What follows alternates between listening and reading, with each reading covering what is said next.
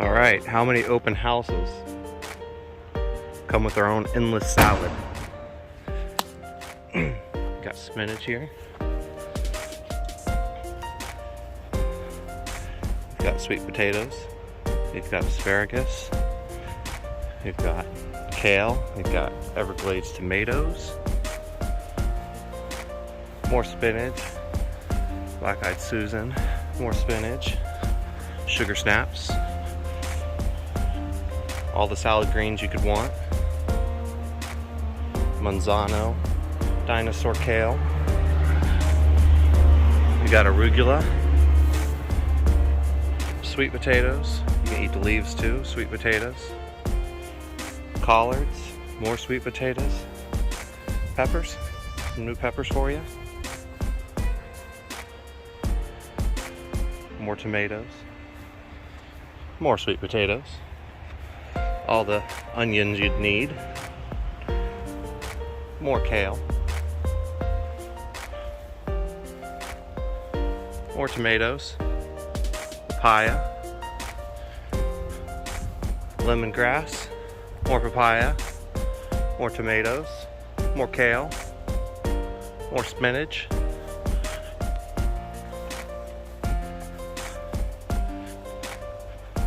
Some asparagus.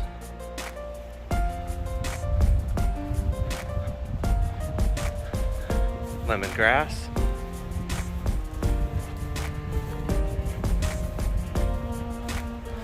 And that's only the garden. Then we come to the food forest. Got bay leaf, mulberry, banana, tropical sage, finger limes, bananas, tons of racks on them, mangoes, guavas. Here's some of those bananas. If you come by, you can have some. I'll leave them right there. More bananas. And more bananas. And ever-bearing mulberry. He's gonna be ready soon. We got lychee. More tropical sage, a cherry. We got orange crushed jackfruit. And then another banana forest here. This rack over here is pretty impressive. Before we finish the tour, we've got fully stocked pond with tilapia. Barn to keep all your tools in here.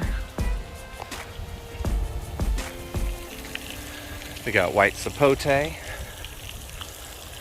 We've got elderberry, tons of elderberry, all flowering. More bananas up there. That one actually has 2 racks on it. More bananas and more bananas. Barbados cherry. More elderberry. More bananas. Citrus. Different kind of mulberry. More bananas. More bananas. More bananas. And more bananas. And more bananas. And more bananas.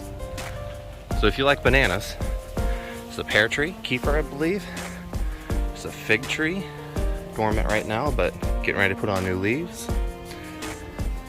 We've got cassava interplanted between all the trees. You can dig up the roots. We've got the camito. We've got a lime tree. We've got June plum. We've got a black Suriname cherry. All along the back of the pond, we've got dragon fruits up on posts. Here's another dragon fruit here.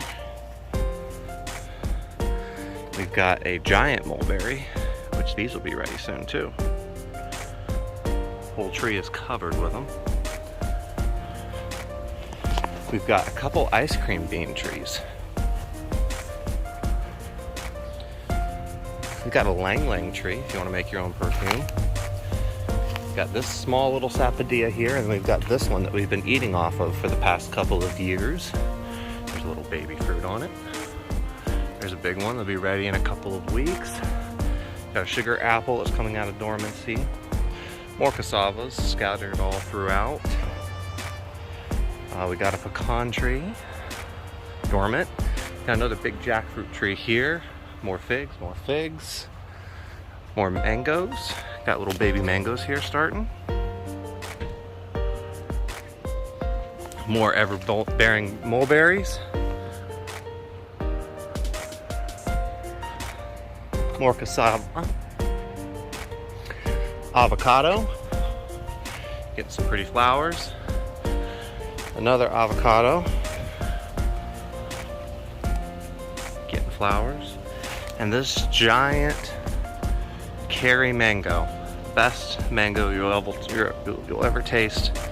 A little baby mango starting all over the place on this thing. Got a guava. Got a mature miracle fruit tree. This one fills our freezer with berries. And if you want, a little baby coffee tree. It didn't like the cold so much, but it came right back. Yes, it's giving us little beans. Not sure you can do much with them, but they are kind of cool. We've got a black sapote tree. The black sapote, chocolate pudding tree. It's really amazing, and this last year it was completely filled with fruits. It is what it sounds like, chocolate pudding. Got a couple star fruits and another Inga. All the lemongrass you could want. Many more scattered around the property. Two sides of the property are completely hedged in with bamboo, which creates a microclimate. I never have to protect any of this from frost. Got the bamboo hedge along the side where the neighbors are, so you can't see anything. And then along the front where the traffic is.